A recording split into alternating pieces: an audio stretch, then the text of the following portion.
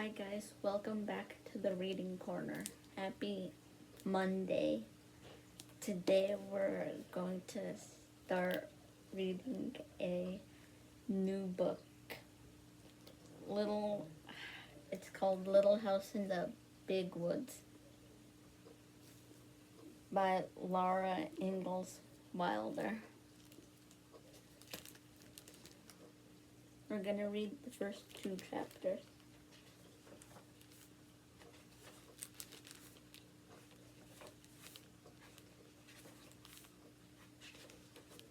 The first chapter is called Little House in the Big Woods. Once upon a time, 60 years ago, a little girl lived in the big woods of Wisconsin, in a little gray house made of logs. The great dark trees of the big woods stood all around the house, and beyond them were other trees, and beyond them were more trees. As far as a man could go to the north in a day or a week or a whole month, there was nothing but woods. There were no houses.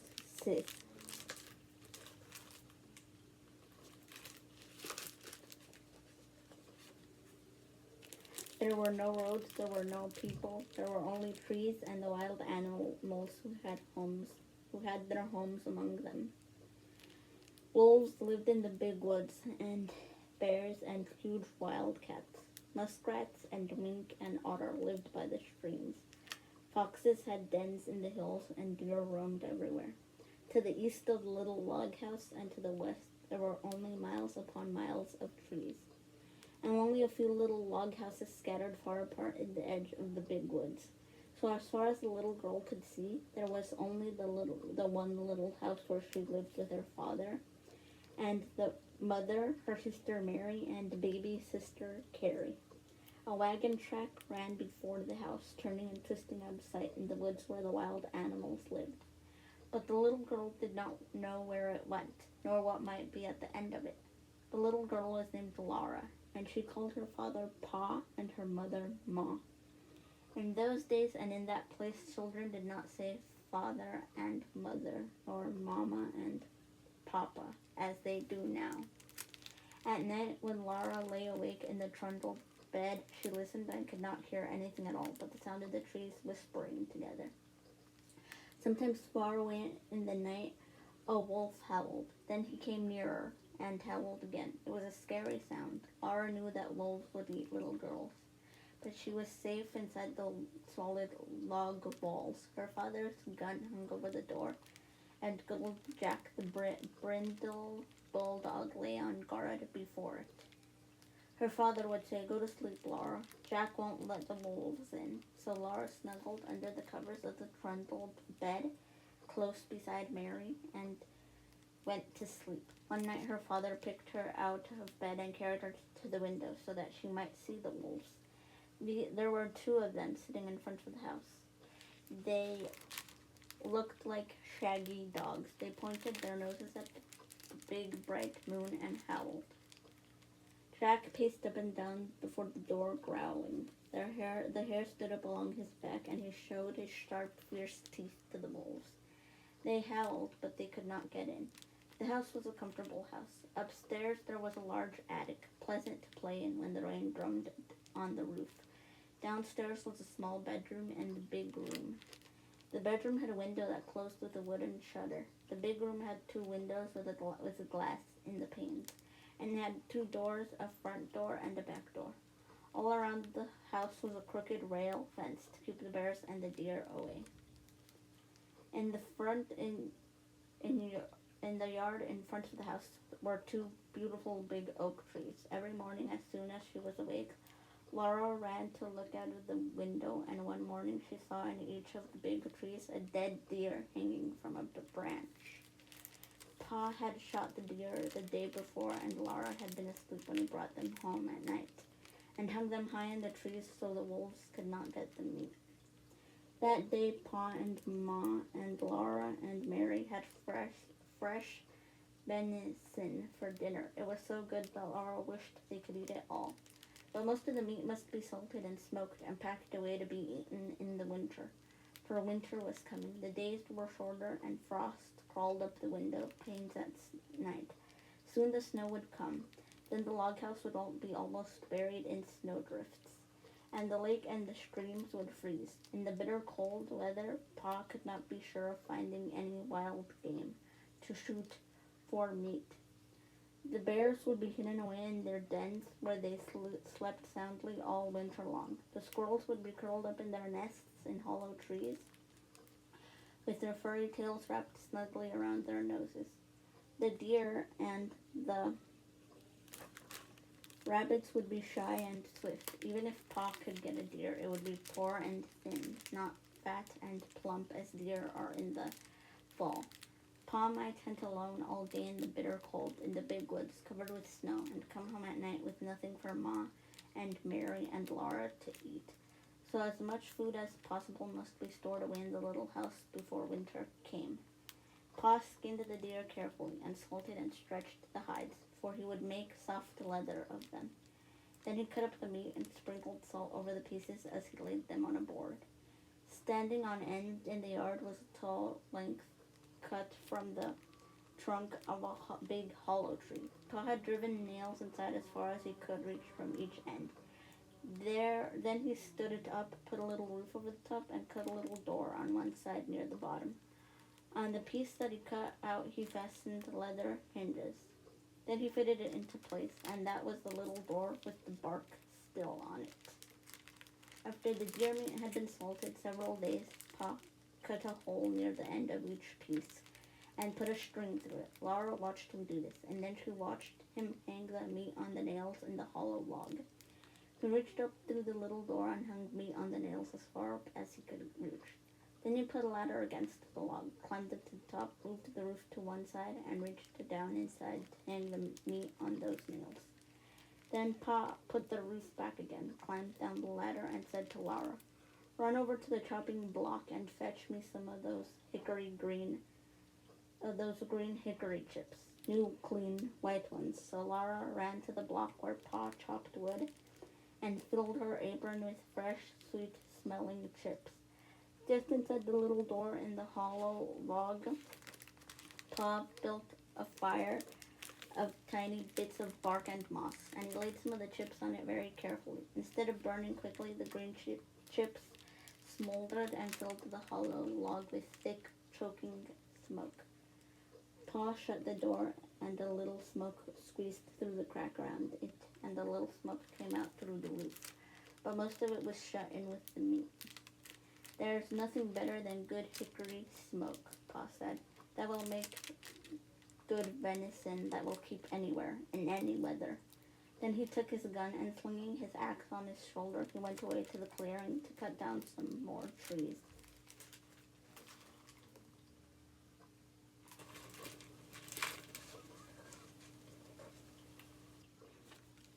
Laura and Ma watched the fire for several days. When smoke stopped coming through the cracks, Laura would bring more hickory chips, and Ma would put them on the fire under the meat. All the time there was a little smell of smoke in the yard, and when the door was opened, a thick, smoky meat smell came out. At last, Pa said the venison had smoked long enough. Then they let the fire go out, and Pa took all the strips and pieces of meat out of the hollow tree. Ma wrapped each piece neatly in paper and hung them in the attic, where they would keep safe and dry. One morning, Pa went before daylight with the horses and wagon, and that night he came home with a wagon load of fish. The big wagon box was piled full, and some of the fish were as big as Laura. Pa had gone to Lake Pepin and caught them all with a net. Ma cut large slices of flaky white fish without one bone for Laura and Mary. They all feasted on the good fresh fish. All they did not eat fresh was salted down in barrels for the winter. Pa owned a pig. It ran wild in the big woods, living on acorns and nuts and roots. Now he caught it and put it in a pen made of logs to fatten. He would butcher it as soon as the weather was cold enough to keep the pork frozen. Once in the middle of the night, Laura woke up and heard the pig squealing. Pa jumped out of bed, snatched his gun from the wall, and ran outdoors. Then Laura heard the gun go off. Once, twice. When Pa came back, he told what had happened. He had seen a big black bear standing beside the pig pen. The bear was reaching into the pen to grab the pig, and the pig was running and squealing. Pa saw this in the starlight and he fired quickly, but the light was dim, and in his haste he missed the bear. The bear ran away into the woods, not hurt at all. Laura was sorry Pa did not get the bear. She liked bear meat so much. Pa was sorry too, but he said, "Anyway, I saved the bacon." The garden behind the little house had been growing all summer. It was so near the house that the deer did not jump the fence and eat the vegetables in the daytime, and at night Jack kept them away. Sometimes in the morning there were little hoof prints among the carrots and the cabbages, but Jack's tracks were there too, and the deer had jumped right out again. Now the potatoes and carrots, the beets and turnips and cabbages were gathered and stored in the cellar, for freezing nights had come. Onions were made into long ropes braided together by their tops and then were hung in the attic beside wreaths of red peppers strung on threads. The pumpkins and the squashes were piled in orange and yellow, and green heaps in the attic's corners. The barrels of salted fish were in the pantry, and yellow cheeses were stacked on the pantry shelves. Then one day Uncle Henry came riding out of the big woods. He had come to help Pa butcher. Ma's big butcher knife was already sharpened, and Uncle Henry had brought Aunt Polly's butcher knife. Near the pig pen, Pa and Uncle Henry built a bonfire and heated a great kettle of water over it. When the water was boiling, they went to kill the hog. Then Laura ran and hid her head on the bed and stopped her ears with her fingers so she could not hear the hog squeal. "It doesn't hurt him, Laura," Pa said. "We do it so quickly." But she did not want to hear him squeal. In a minute she took one finger cautiously out of an ear and listened. The hog had stopped squealing. After that, butchering time was great fun. It was such a busy day with so much to see and to do. Uncle Henry and Pa were jolly, and there would be spare ribs for dinner. And Pa had promised Laura and Mary the bladder and the pig's tail. As soon as the hog was dead, Pa and Uncle Henry lifted it up and down in the boiling water till it was well scalded. Then they laid it on a board and scraped it with their knives, and all the bristles came off. After that, they hung the hog in a tree, took out the insides, and left it hanging to cool. When it was cool, they took it down and cut it up. There were hams and shoulders, side meat and spare ribs and belly. There was the heart and the liver and the tongue and the head to be made into head cheese, and the dishpan full of bits to be made into sausage. The meat was laid on a board in the back door shed, and every piece was sprinkled with salt. The hams and the shoulders were put to pickle in brine, for they would be smoked like the venison in the hollow log. "We can't beat hickory-cured ham," Pa said. It was blowing up the ladder. It made a little white balloon, and who was blowing up the bladder. It made a little white balloon, and he tied the end tight with a string and gave it to Mary and Laura to play with. They could throw it in the air and spat it back and forth with their hands, or it would bounce along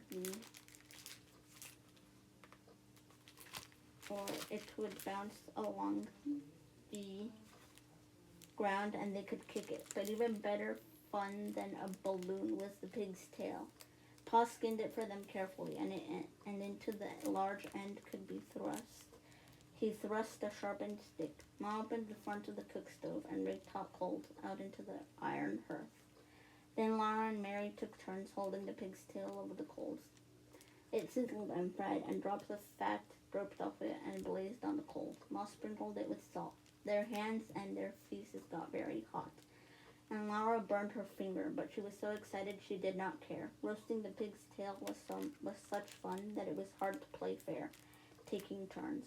At last it was done. It was nicely browned all over, and how good it smelled. They carried it into the yard to cool it, and even before it was cool enough, they began tasting it and burned their tongues. They ate every little bit of meat off the bones, and then they gave the bones to Jack. And that was the end of the pig's tail. There would not be another one till next year. Uncle Henry went home after dinner, and Pa went away to his work in the big woods. But for Laura and Mary and Ma, butchering time had only begun. There was a great deal for Ma to do, and Laura and Mary helped her. All that day and the next, Ma was trying out the lard in a big iron pots on the cook stove. Laura and Mary carried wood and watched the fire. It must be hot, but not too hot or the lard would burn. The big pots simmered and boiled, but they must not smoke. From time to time, Ma skimmed out the brown cracklings. She put them in a cloth and squeezed out every bit of the lard, and then she put the cracklings away. She would use them to flavor Johnny cake later. Were very good to eat, but Laura and Mary could only have a taste. Could have only a taste. They were too rich for little girls, Ma said. Ma scraped and cleaned the head carefully, and then she boiled it till all the meat fell off the bones. She chopped the meat fine with her chopping knife in the wooden bowl. She seasoned it with pepper and salt and spices. Then she mixed the pot liquor with it and set it away in a pan to cool. When it was cool, it would cut in slices, and that was head cheese. The little pieces of meat, lean and fat, that had been cut off the large pieces. Ma chopped and chopped it until it was all chopped fine. She seasoned it with salt and pepper and with dried sage leaves from the garden. Then with her hands she tossed and turned it until it was well mixed, and she molded it into balls. She put the balls in a pan out in the shed where they would freeze and be good to eat all winter. That was the sausage. When butchering time was over, there were the sausages and the head cheese, the big jars of lard, and the keg of white salt pork out in the shed. And in the attic hung the smoked hams and shoulders. The little house was fairly bursting with good food stored away for the long winter. The pantry and the shed and the cellar were full, and so was the attic. Laura and Mary must play in the house now, for it was cold outdoors and the brown leaves were all falling from the trees. The fire in the cook stove never went out. At night, Pa banked it with ashes to keep the coals alive till morning. The attic was a lovely place to play. The large round-colored pumpkins made beautiful chairs and tables. The red peppers and the onions dangled overhead. The hams and the venison hung in their paper wrappings. And all the bunches of dried herbs, the spicy herbs for cooking and the bitter herbs for medicine, gave the place a dusty, spicy smell. Often the wind howled outside with a cold and lonesome sound, but in the attic Laura and Mary played house with the squashes and the pumpkins, and everything was snug and cozy. Mary was bigger than Laura, and she had a rag doll named Nettie. Laura had only a corn cob wrapped in a handkerchief, but it was a good doll. It was named Susan. It wasn't Susan's fault that she was only a corn cob. Sometimes Mary let Laura hold Nettie, but she did it only when Susan couldn't see. The best times of all were at night. After supper, Pa brought his traps in from the shed to grease them by the fire. He rubbed them bright and greased the hinges of the jaws and the springs of the pans with a feather dipped in bear's grease. There were small traps and middle-sized traps and great bear traps with teeth in their jaws that Pa said would break a man's leg if they shot onto it. While he greased the traps, Pa told Laura and Mary little jokes and stories, and afterward he would play his fiddle. The doors and windows were tightly shut, and the cracks of the window frames stuffed with cloth to keep out the cold. But Black Susan the cat came and went as she pleased, day and night through the swinging door of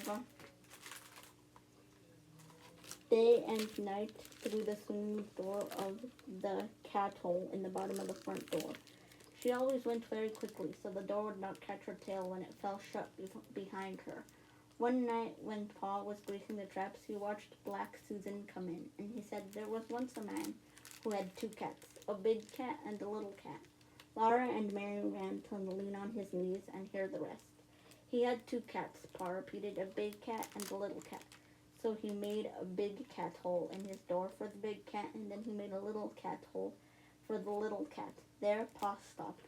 But why couldn't the little cat, Mary began. Because the big cat wouldn't let it, Laura interrupted. Laura, that is very rude. You must never interrupt, said Pa. But I see, she said, that either one one of you has more sense than the man who cut the 2 cat holes in his door.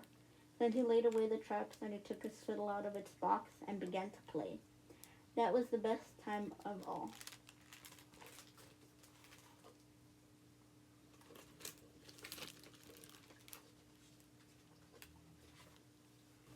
Chapter 2, Winter Days and Winter Nights.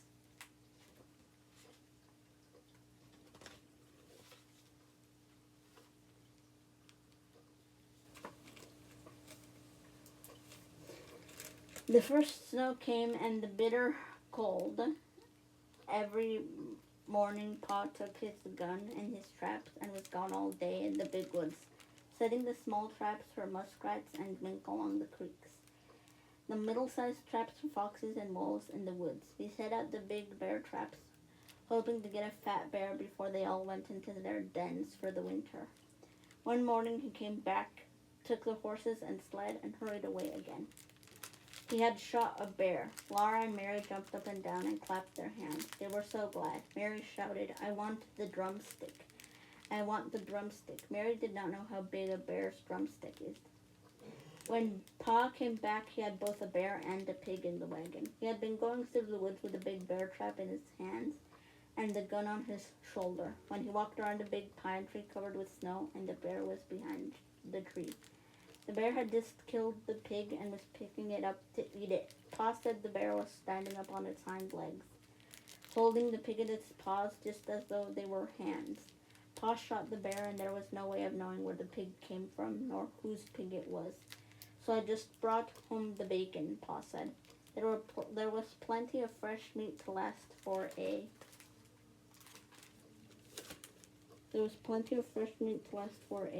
long time. The days and the nights were so cold that the pork in a box and the bear meat hanging in the little shed outside the back door were solidly frozen and did not thaw. When Ma wanted fresh meat for dinner, Pa took the axe and cut off a chunk of frozen bear meat or pork. But the sausage balls, or the salt pork, or the smoked hams and the venison Ma could get for herself from the shed or the attic. The snow kept coming till it was drifted and banked against the house. In the mornings, the window panes were covered with frost in beautiful pictures of trees and flowers and fairies.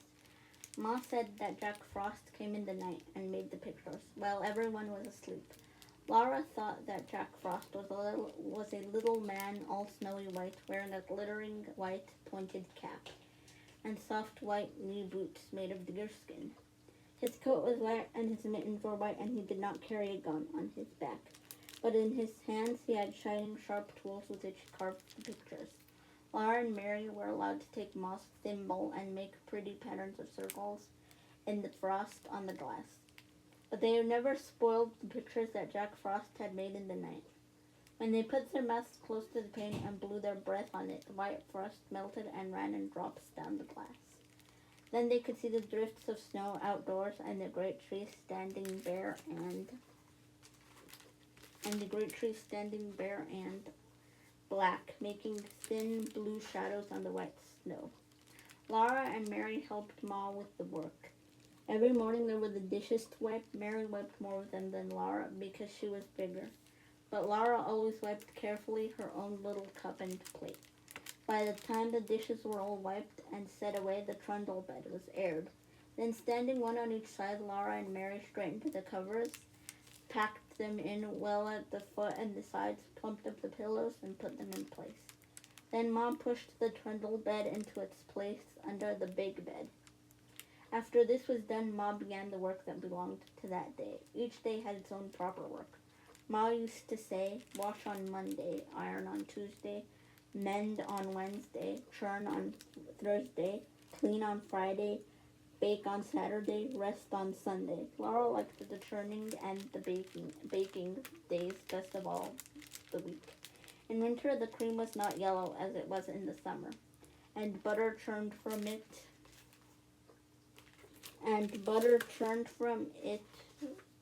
was white and not so pretty. Ma liked everything on her table to be pretty, so in the winter time she colored the butter. After she had put the cream in the tall crockery churn and set it near the stove to warm. She washed and scraped a long orange-colored carrot. Then she grated it on the bottom of the old leaky tin pan that Pa had punched full of nail holes for her. Ma rubbed the carrot along across the roughness until she had rubbed it all through the holes. And when she lifted up the pan, there was a soft, juicy mound of grated carrot. She put this in a little pan of milk on the stove, and when the milk was hot, she poured milk and carrot into a cloth bag. Then she squeezed the bright yellow milk into the churn, where it colored all the cream. Now the butter would be yellow. Laura and Mary were not allowed to eat the carrot after the milk had been squeezed out. Mary thought she ought to have the larger share. Laura and Mary were allowed to eat the carrot after the milk had been squeezed out. Mary thought she ought to have the larger share because she was older, and Laura said she should have it because she was littler. But Ma said they must divide it evenly. It was very good. When the cream was ready, Ma scalded the long wooden churn dash, put it in the churn, and dropped the wooden churn cover over it. The churn cover had a little round hole in the middle, and Ma moved the dash up and down through the hole. She churned for a long time. Mary could sometimes churn while Ma rested, but the dash was too heavy for Laura. At first, the splashes of cream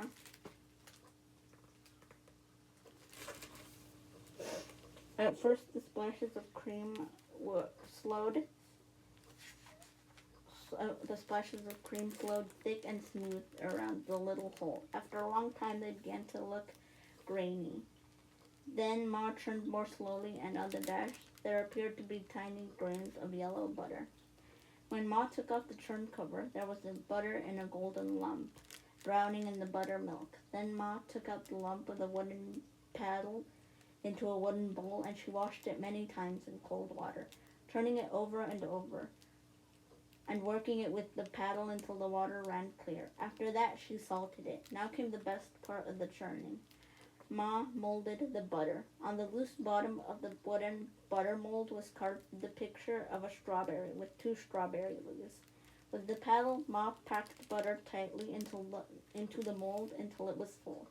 Then she turned it upside down over a plate and pushed out on the handle of the loose bottom. The little firm pat of golden butter came out with the strawberry and its leaves molded on the top.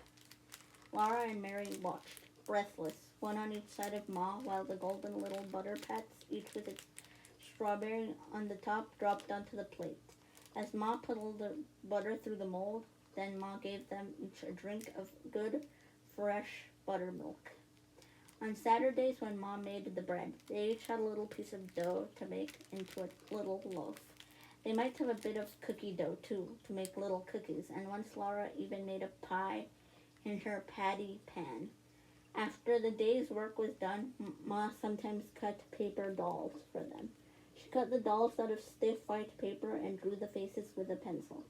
Then from bits of colored paper, she cut dresses and hats, ribbons and laces, so that Laura and Mary could dress their dolls beautifully. But the best time of all was at night when Pa came home. He would come in from his tramping through the snowy woods with tiny icicles hanging on the ends of his mustaches. He would hang his gun on the wall over the door, throw off his fur cap and coat and mittens, and call, "Where's my little half-pint of sweet cider half drunk up?" That was Laura, because she was so small. Laura and Mary would run to climb on his knees and sit there while he warmed himself by the fire. Then he would put on his coat and cap and mittens again and go out to do the chores and bring in plenty of wood for the fire. Sometimes when Pa had walked his trap lines quickly because the traps were empty, or when he had got some game sooner than usual, he would come home early. Then he would have time to play with Laura and Mary. One game they loved was called Mad Dog. Pa would run his fingers through his thick brown hair, standing it all up on end. Then he dropped on all fours and growling. He chased Laura and Mary all around the room, trying to get them cornered where they couldn't get away. They were quick at dodging and running, but once he caught them against the wood box behind the stove, they couldn't get past Pa, and there was no other way out. Then Pa growled so terribly, his hair was so wild, and his eyes so fierce that it all seemed real. Mary was so frightened that she could not move, but as Pa came nearer, Laura screamed, and with a wild leap and a scramble, she went over the wood box, dragging Mary with her. And at once there was no mad dog at all. There was only Pa standing there with his blue eyes shining, looking at Laura. Well, he said to her, you're only a little half pint of cider, half drunk up, but by jinx, you're as strong as a little French horse. You shouldn't frighten the children so, said Charles, Ma said. Look how big their eyes are. Pa looked, and then he took down his fiddle. He began to play and sing.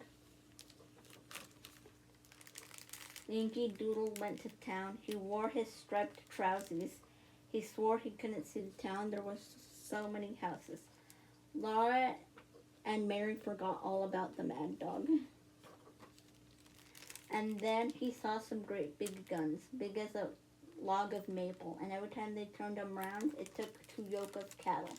And every time they fired them off, it took a horn of powder. It made a noise like father's gun, only a nation louder. Pa was keeping time with his foot, and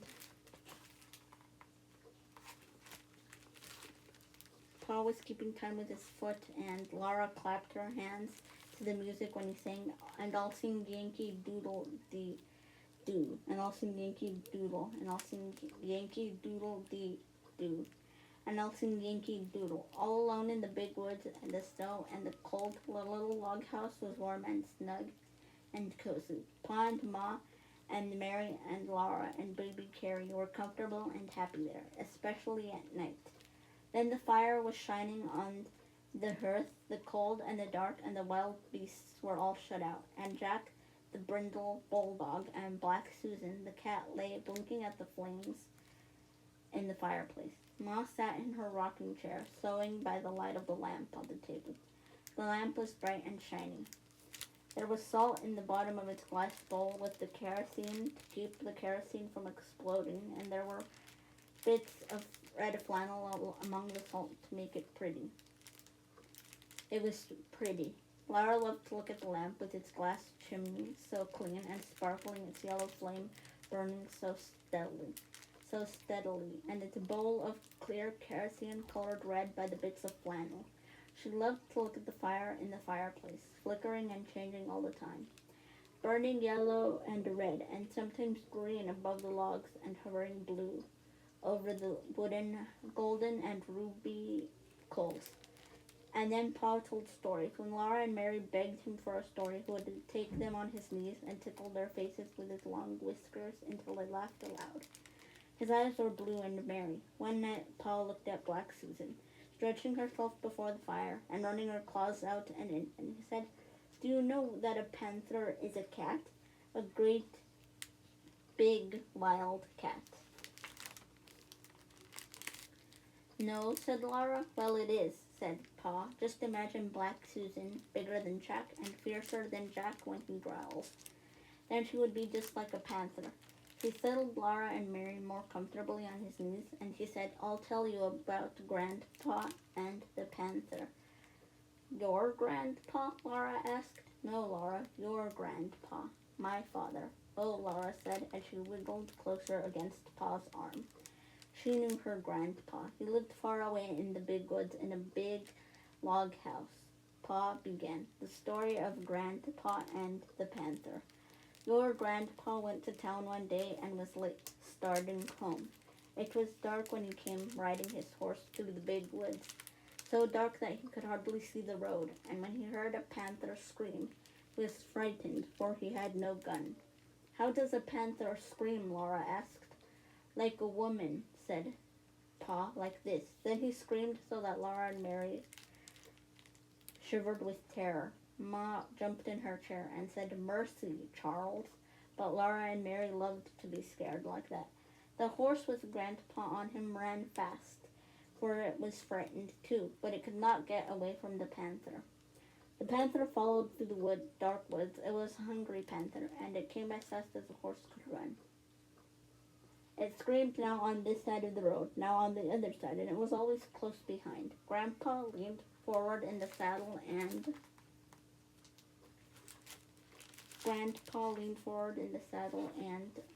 urged the horse to run faster. The horse was running as fast as it could possibly run, and still the panther screamed close behind. Then Grandpa caught a glimpse of it as it leaped from treetop to treetop, almost overhead. It was a huge black panther, leaping through the air like Black Susan leaping on a mouse. It was many, many times bigger than Black Susan. It was so big that if it leaped on Grandpa, it could kill him with its enormous slashing claws and its long, sharp teeth.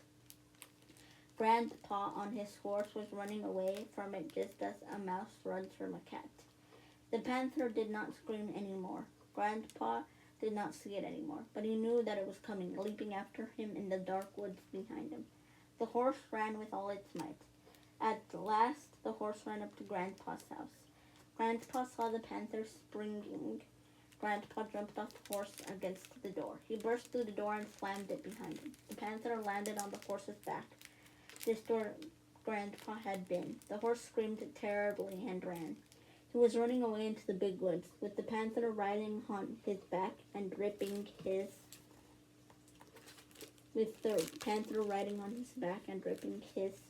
back with its claws. But Grandpa grabbed his gun from the wall and got to the window, just in time to shoot the panther dead. Grandpa said he would never go into the big woods without his gun. When Pa told this story, Laura and Mary shivered and snuggled closer to him. They were safe and snug on his knees, with his strong arms around them. They liked to be there, before the warm fire with Black Susan purring on the hearth and good dog Jack stretched out beside her. And they heard a wolf howl, Jack's head lifted, and the hairs rose along his back. But Laura and Mary listened to that lonely sound in the dark and the cold of the big woods, and they were not afraid. They were cozy and comfortable in their little house made of logs, with the snow drifted around it and the wind crying because it could not get in by the fire. That is the end of chapter 2. Bye, guys. See you on Wednesday.